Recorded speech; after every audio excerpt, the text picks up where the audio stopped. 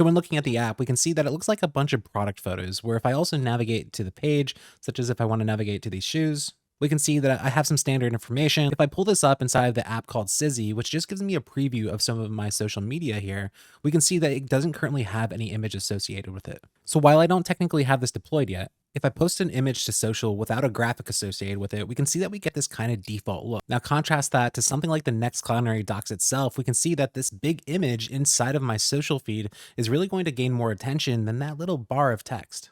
On top of that, having the ability to dynamically generate the content of that card is important for helping to add that context, which is more important now than ever since Twitter or X actually started to remove some of that metadata that would usually display on the page. So let's set this up so that we can easily get some nice looking social cards for our app. So to do this, we're going to use Next Cloudinary. If this is the first time you're using it, you need to go ahead and install the library and even set up your cloud name for your Cloudinary account. But I already have it installed because I'm currently using it to display the images on the page. But to get started, we're going to use the getCldOgImageUrl function. What this is going to allow us to do is simply pass in the source or the public ID of whatever image we want to render, and it's just going to automatically return a social card. So let's first import this into our project.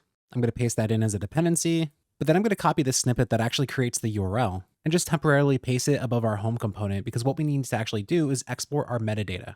Now, since we're working outside of the app directory, we have two options for how we define our metadata, where we can statically define it as an object, or we can pass through this generate metadata function, which can dynamically generate it based off of the parameters of the page. Now we're going to start off by defining this statically, but we can see if we navigate down to Open Graph, we see an example of how we can start to define this, where we see that we define an images array on this Open Graph property, which will let us define the URL of our images. So back inside the code, I'm going to export a new constant called metadata. I'm going to set that equal to a new object. And to make sure we have this all typed out, I'm going to import metadata from Next. So I can go ahead and define this as type of metadata.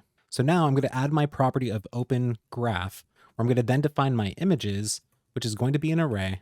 And technically, I don't even have to define those objects if I'm going to use the default image size, which I'm going to do. So I don't even need to do that. What I'm going to do is I'm just going to take this function, I'm going to pass that in as my first parameter. So I can now clean up this constant of URL. But what I need to do now is pass in the source of the image I want to reference. Now, just to test this out, I uploaded this silly image called My Store, which is just going to serve as an example for how we can make this work. But what I'm going to do is I'm going to copy my public ID from the top left of this page, replace it in this function. And now when I reload my homepage, just like that, I now have my social card. Now, I also recommend that you fill out the rest of this Open Graph object to make sure that you have everything defined as you would expect, but we're going to focus on the images here, and let's take this a step further, where I don't want to just define a static image, I want to actually define it dynamically based off of the page data. So back on my product page, for instance, I want this to be dynamically loaded so that maybe I include a picture of this watch, maybe I include the title of it as well, so that people have context when they're looking at it inside their social feeds. So let's set up another example on our dynamic products route, where this time I'm going to make it a little bit easier to copy an example over. So if I navigate over to the templates section under resources on the Next Cloudinary documentation, I have this social media cards page, where currently I have set up two different templates that we can use in order to show our cards in a dynamic way. Now I'll be adding more soon, but let's just start off with this first one, where I'm going to go ahead and just copy this entire code snippet. I'm going to go ahead and just paste it right above my product component. Or if I go back up to the top of the snippet that I just pasted in, I'm just going to organize this a little bit. I'm going to move this import to the top. I also need to include my metadata. So I'm going to import metadata again from Next. But we can see most of the stuff is already here. All I really need to do is update my public ID to start. So looking at this image inside of my Cloudinary account, the public ID is going to be the folder and then the main ID. So I'm going to go ahead and update my public ID to that value. I'm going to update the headline to something like gold watch, which is super clever. And then the body to something like get this awesome gold watch. Again, super clever. But back when I look inside of Sizzy, we can see just like that, I now have these cards that show that image and the text to go along with it. Now we still have a problem here. I mentioned that this is supposed to be dynamic. If I go to navigate to another product like these shoes, we can see that it still shows that gold watch, and that's a problem. Currently, we're statically defining this metadata. Where what we want to do instead is use the generate metadata function, export that, and use the page's params in order to dynamically get those values. So I'm going to update this export to an async function called generate metadata. I'm going to go ahead and remove the rest of this to close out that function. But what I'm going to actually do is return an object that includes all this data in order to render out our social cards.